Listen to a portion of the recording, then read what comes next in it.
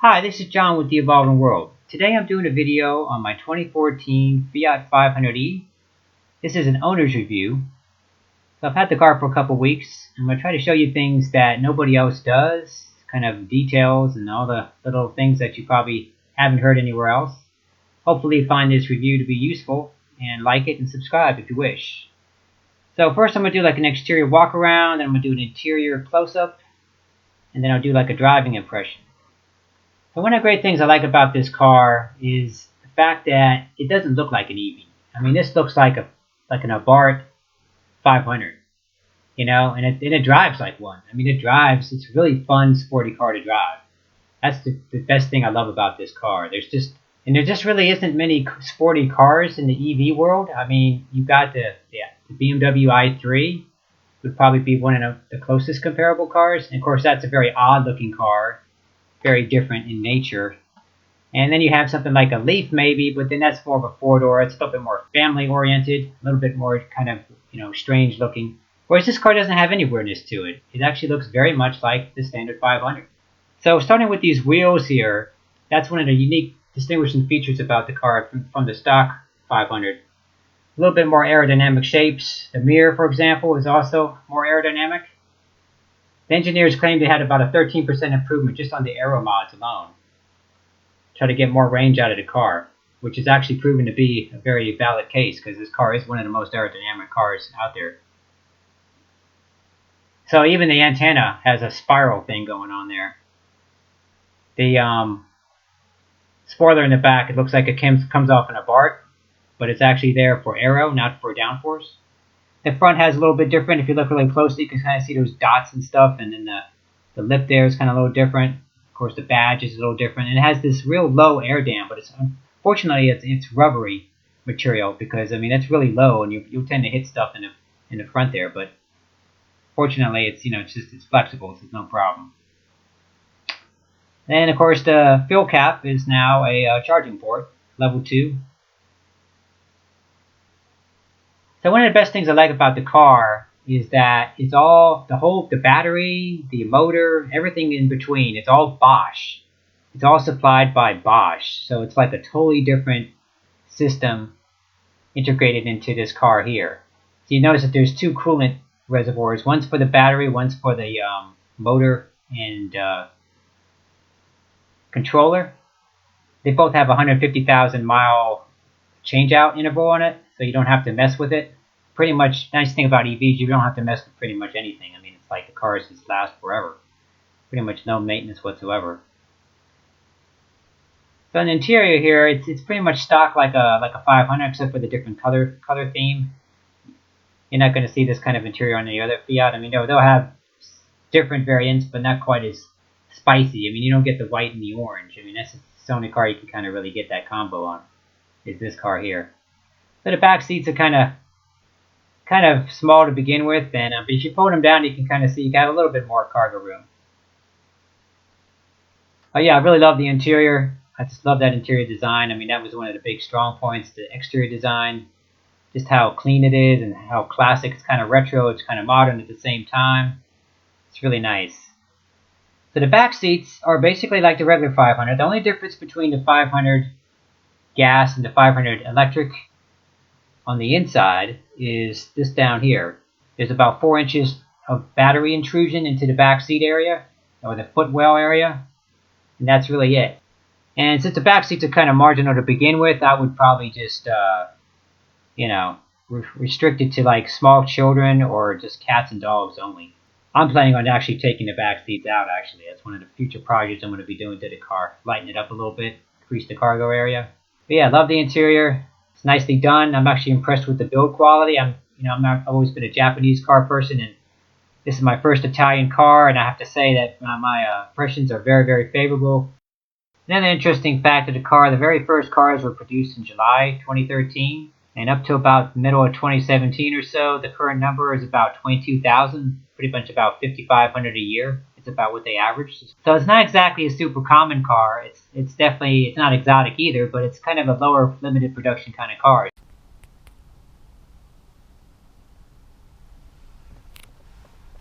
So the interior has some interesting features, I've noticed. One thing is it has these locks. So to lock the car, instead of having a separate little button or a separate little latch, you know, no little thing up here, just nothing over here. It's actually how you lock the car is simply by pushing on this like that. And see, both of these doors lock like that. And if I simply pull on it as to open the door, it unlocks. It's kind of a clever little, a super efficient design. I haven't really seen that on any other car. I really like it. I think it's actually a really very clever way of doing things. So interior quality seems to be really nice. I mean, it has a nice fabric headliner, unlike my Leaf, which has quite a cheap headliner.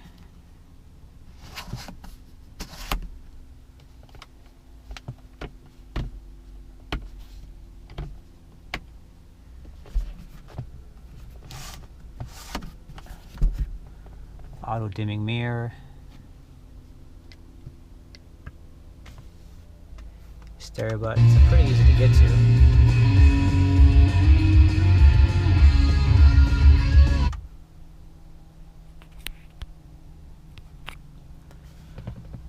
And then another thing that's kind of interesting about the car, or maybe kind of weird, is when you turn the headlights on, this is the only car I've ever owned or ever rented or ever leased or anything, ever driven, that has just the headlight on only mode.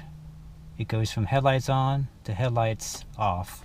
And the only way to get the parking lights on is actually to turn the car off and then turn the same switch, just one indentation for the headlights, and then that's the only way to get the parking lights on. So when the car is off officially, it will not have just the headlights on. So that's the only way to get to the parking lights.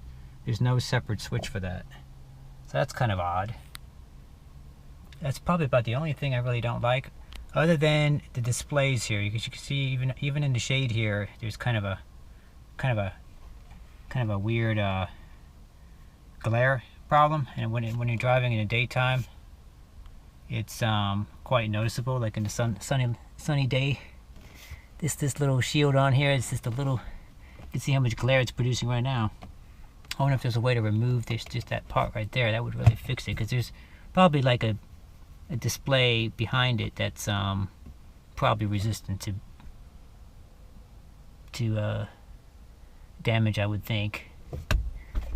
But I don't know. It's always probably, you know, they have this extra shield on here for a reason. So, but yeah, other than this little glare and this one switch on for the headlights, because I like to run my car in parking light mode a lot of times, and you really can't do that in this car. So here's all the got Bluetooth, and it's got the cruise control switches over here. Another thing that's really nice is that with a lot of these cars of this vintage, the Fiats and the I think the Chryslers as well, they have these little buttons behind the steering wheel here. So this, on the left side, it's your track if you're running an iPod, or it's a station if you're on radio mode. And then on the right here, it's volume control. It's really cool. It's very intuitive. Like, it's very easy to get to. You feel it, and just kind of push the buttons up to go up, push the buttons down to go down. It's actually really cool. And other things really nice about the going back to display again here is I actually really like the display a lot. It's a very nice display. Other than the glare issues, I find myself running in motor power mode most of the time, just so I can see what's happening with the regen and everything, because there's really no display of that. There's no bubbles or anything. There's no gauge. Tesla has like a gauge, and then the Leaf, the first generation Leaf, has a bubble display, which is kind of more annoying than anything. But yeah, I really like this. It's really cool. Lots of different menus for customization. Let's see if we go up. Let's not do that. You have to go to the car mode here. There it is. Menu. Here we go. So yeah, it's got like charging schedule, battery display, auto door locks, remote unlock. daytime running lights. Oh yeah, that's another thing that's cool about this car, is that you can switch on daytime running lights just by a setting right here on the dash. There's no special kind of thing. Like on my 05 Mini Cooper S that I used to have, if you wanted to activate the daytime running light mode, you had to take the car into the dealership to do that, and it cost like $60. It took like half-hour labor, basically, to activate those, because it's the only way you could do it was through the dealership, which was ridiculous. But this car, it's just a simple button. You can activate that real easy. But yeah, it's pretty interesting. So I really like the displays. Very intuitive, very nice and legible. TFT screens, full color, it's really nice. Volume control, radio, all this stuff is actually very easy to do. If I switch to my media, so this is my my iPod that's running in here. And this is really nice too, so there's a little pouch right here for it. It's illuminated down here, which is pretty cool, so you can see it in the dark. It has an aux in and a USB port. So it works really, really well with the with my iPod Nano that I'm using. So to avoid any conflicts with the music here, I don't want to have to pay royalties for that. But so if you recognize that music, then congratulations. Otherwise, that was just some band, no name. I don't know who it was. I have no idea. No royalties. Let's see here. So yeah, in the back seat is actually not that unroomy. Actually, oh, I mean, it's not very roomy at all. But you can actually fit back here. One of the weird things about the 500e, one thing that you lose is you lose floor space down here. In this area right here, you use about 4 inches or so. I think it is, or 3 inches. Other than that, it's about the same as the regular 500. So it does make it a little bit more difficult to sit back here. But if you had kids, or dogs, or cats, or something, you could probably, there's plenty of room back there for them. I wouldn't want to sit an adult back there, for at least not for a very long time. Yeah, to operate the car is actually pretty easy. All the controls are right here. It's very easy to turn stuff on and off, and I really like that about the car. It just has lots of buttons to turn stuff on. Very simple. So yeah, I really like the design and everything. Very impressed with the car. Like it a lot. And yeah, lots of cup holders down here. Trying to show you everything, not necessarily in the right order, but we have a good old-fashioned handbrake. Isn't that lovely? So you can still do handbrake turns if you want. Have fun with the car. Can't do that in my Tesla. Can't do it in my Leaf because it's all electronic. But yeah, this one has a manual brake, so maybe when the snow season comes. That's another thing I like about this car. I just generally like this car for the fact that it's kind of old school in a certain amount of ways, and that's actually kind of like about it. Just having this key to turn things on and off. Good old-fashioned key is pretty cool. Do not even have to push the brake pedal. You just turn the key and then it would tell you that. Add-on thing this car has is kind of unique to it, which is a lot of people I hear dislike. I probably don't find it much in favor either. Is this Tomtom Edition here for the nav system. On the 04s, they don't have a built-in nav. I think it came in 05, I think, or I mean not 05. I mean in 2015 or 2016 or something like that, they added the nav screen here in the center area. But these earlier cars don't have that. So you have this kind of this is how this was the fix for the car, I guess, at the time. And so yeah, as you can see, it's kind of a little bit obtrusive looking out the window there. But of course, a lot of people will put their nav, add-on nav onto the windshield anyway, so it's probably no more in the way than that. But yeah, it is kind of tacky looking. But I'm thinking about maybe putting one of my old Tomtoms, and maybe just, which is smaller, and maybe put it right here or something. That would be a better location for it, but I don't know. This is supposed to have like integrated Fiat stuff though, Fine Blue and Me, so like it has some stuff to it that's supposed to be custom to Fiat only. I'm not even sure. I haven't really gone through all this stuff on here, but it's kind of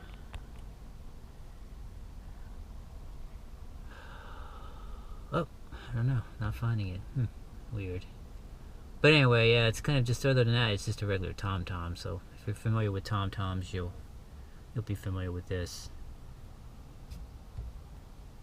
So what I generally do is most of the time I don't need it. So if I do need nav, what I'll do is I'll plug it in real quick, and then otherwise I'll just unplug it.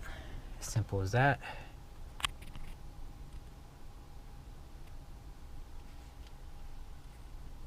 Can adjust it and everything,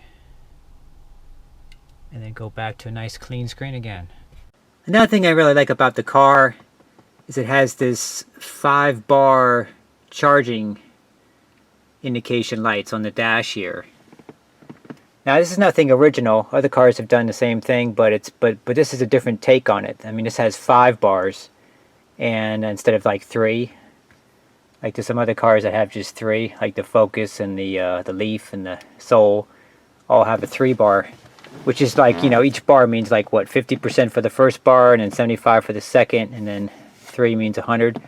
Whereas this is a much more accurate, fine-tuned version of it. Since there's 5 bars, not 3, this is 20%, and so each one represents 20%. So you can really get a better, more accurate view of what your battery status is at right now. And let me see, what else is there? Oh, I know, this is something else I missed. So yeah, when you close the door without having to put the key in ignition or anything, the displays kick in, which is pretty helpful. So you can see I'm at like 31%, and then it kind of it just shows you your stuff. So I mean, it's like you can kind of get an idea of some of the information. So you don't have to put in a key, you don't have to do anything. It just kind of kicks in. And I think that's a nice little touch. I mean, that's more like a Tesla. Like it kind of greets you when you get into the car. It doesn't matter if you're going anywhere or not. And then it turns off after a certain amount of time, whatever that was, a minute, 30 seconds, whatever it was. So that's a cool little feature too. And I don't think I mentioned the fact that I really like these seats. These seats are just very nice seats. I mean, these things are just, other than the squeakiness with the vinyl or leather, swishy sounds it makes, but it has really excellent lumbar support. I mean, it's lumbar support and then also lateral support down here. I mean, the bolstering and everything, it's much more sport oriented. It keeps you in place when you're cornering. A lot better than, I hate to say that word again, but yes, a lot better than the Leaf. So my driving impressions of the car are very, very favorable. I really like driving this car. It's a lot quicker, 0 to 60. It's a lot faster turning around corners. It's a lot, the steering is very responsive, unlike the Leaf. And the efficiency is amazing. I mean, I'm getting about 110 miles per charge. I mean, I don't run it all the way down, but, you know, calculated, you know, if I drive about 80 miles on a full charge, I still got like 30% left, so you can kind of figure out from 100 down to 30 gets me 80 miles. I could probably go about another 30. So efficiency is amazing. And this is a car with about the same mileage as the Leaf when I bought it 2 years ago. So that car was already down to 75%. I was probably getting 60 miles from day one on that one. This is like 110. It's just like, it's quite a totally different experience. Makes it very, very viable. It's the same size battery pack too, just no degradation, no battery capacity loss. At least nothing that's determined here. And the car just like, I mean, it just, it's fun. The ride is actually about the same as the Leaf, maybe just slightly a little bit firmer, but it also corners so much better. And the turning radius is ridiculously silly. I mean, I could probably do a U-turn right here without even having to, just doing it in one motion. I mean, excellent turning radius. Of course, that's what happens when you have a shorter wheelbase. rides maybe slightly choppier on bumpy roads, but it's not bad at all. I mean, it's just, I mean, I love it. It's just closer to what I want. Whereas the Leaf was kind of like the best of what was available when there really wasn't much available back in 2015 on a 3-year-old car. Whereas this is a 3-year-old car here in 2017. It's very nice. So the only real complaints I've had is that, I don't know if you can tell here, you can probably see there's some serious glare issues here, especially when the sun's hitting the dash. That's really the only distracting thing. There's like a squeak down here by the seat, which I put a little padding down here between the safety belt here and the seat. It was making this crazy squishy sound of vinyl swishing or rubbing against vinyl, or leather rubbing against leather, whatever it is, making a real squishy sound. So I put like a little padding down here between the safety belt and the seat, and then that seems to have cured it. Other than that, the car is very tight. I mean, there's no squeaks or rattles in the structure whatsoever. Just the squeak and the glare. It's the only complaints I really have on it.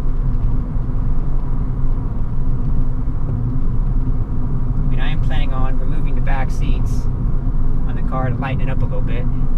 That should make it even more interesting.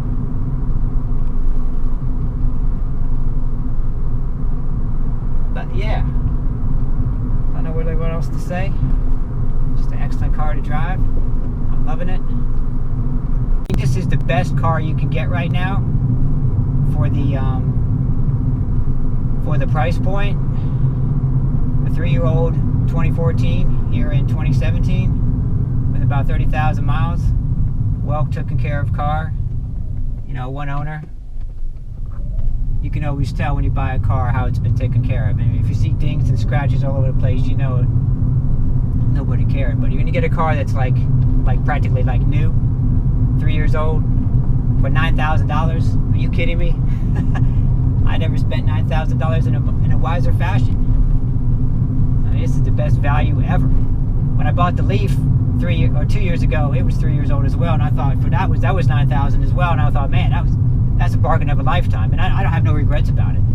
But this car is quite a bit more superior to that car in pretty much every way, except for not having any back seats, which, you know, in my particular case, I have another bigger car, so it doesn't really matter. I don't need that. So I prefer for it to be 400 pounds lighter and go 30% further than to, you know, care about the back seats. And then everything else about the whole thing. I mean, the style of the car. I mean, this car has style. I mean, it's a classic design. There's nothing funky about it. It looks clean. It looks modern. It looks retro, all at the same time. I mean, this car will age really, really well. And I think for a $9,000 car, if everybody's going to electric, hey, you know, it's like this car's got a million miles ahead of it, you know. It's like, I mean, I don't know how the batteries are holding up. It seems like the battery's holding up really well on my car. So I mean, I'm getting 110 mile range, which is crazy. EPA is like 87. The Leaf was like 73 EPA, but of course those cars age differently. So the Leaf battery has issues with capacity loss prematurely, whereas this car doesn't seem to have any of that. So it's just a well-engineered car. I mean, I would take this over a 2014 Leaf every day of the week. There's absolutely nothing about a 14 Leaf that beats this car. Nothing. Except back seats. You need that. But, yeah. Oh, I know. It has a heated steering wheel. That car does. This car doesn't. I'm going to miss that this winter. That's the other thing. Heated seats in a back, or a heated steering wheel and a back seat, in a back seat with back doors. But you know, when you take the back seats out of this car, I mean, the storage capacity, I would say that the actual storage capacity is the same as with the Leaf with the back seats down. I mean, I would take anybody's challenge on that, because I mean, I guarantee you with the back seats out, this car is huge in the back.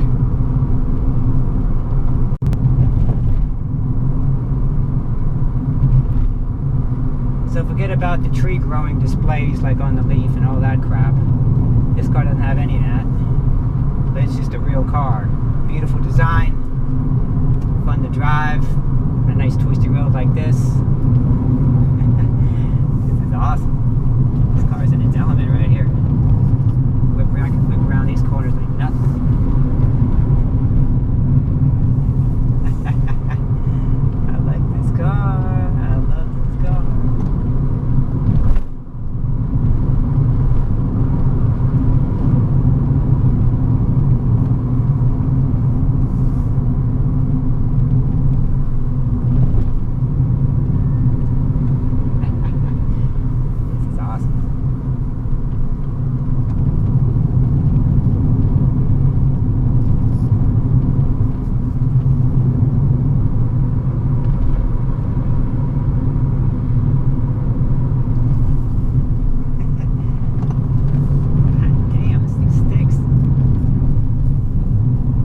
drove this course on my Leaf, and I thought that was fun. This is like twice as good as that. This car just flies around corners.